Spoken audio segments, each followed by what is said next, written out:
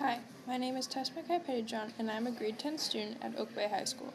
In this unit, we studied Shakespeare's Romeo and Juliet. In this video, I will be talking about the passage from the play that outlines what will happen, but also poses some questions about the play itself. The theme for this passage is tragic love. William Shakespeare is one of the most influential writers that has ever been a part of literature. We all know about Shakespeare's plays, but most of us don't know about Shakespeare's past. When Shakespeare's plays were published, they were performed at the theater called the Globe. Shakespeare covered three main genres in his writing.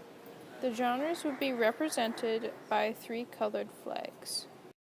White was for comedy, black was for tragedy, and red was for a political play. The Globe also had a flag. The flag had a picture of the god Atlas holding a globe, and under it said, "All the world is a playhouse" in Latin.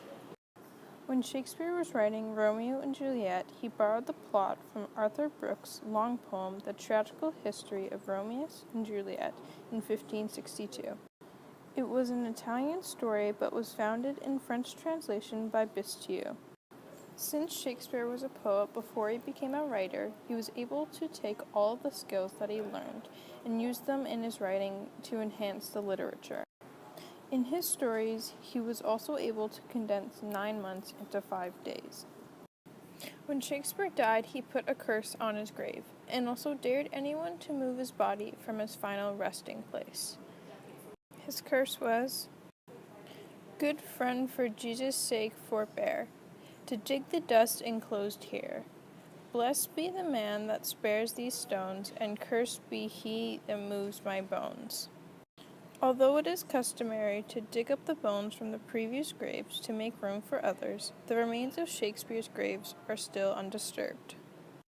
Romeo and Juliet is one of the most well-known love stories to ever be written.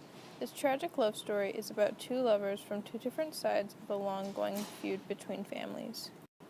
Throughout the play, Romeo and Juliet met, fell in love, got married, and died together. They fought for each other and loved each other unconditionally, even in the worst of situations. The main theme for this play is tragic love. For this passage assignment, I picked the prologue as a passage that connects to the rest of the play. The theme is tragic love.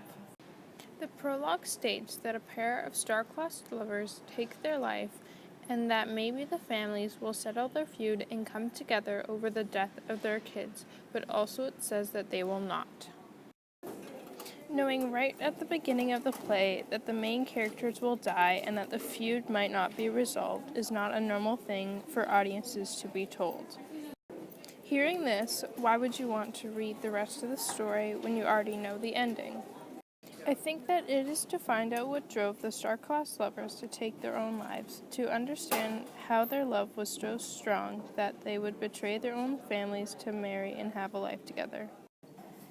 This is how the prologue reflects to the theme of tragic love, and it is how it's connected to the rest of the play. In conclusion, knowing that the main characters will die is a difficult idea to process right at the beginning of the play, but that is Romeo and Juliet's destiny. In the end, they will both die.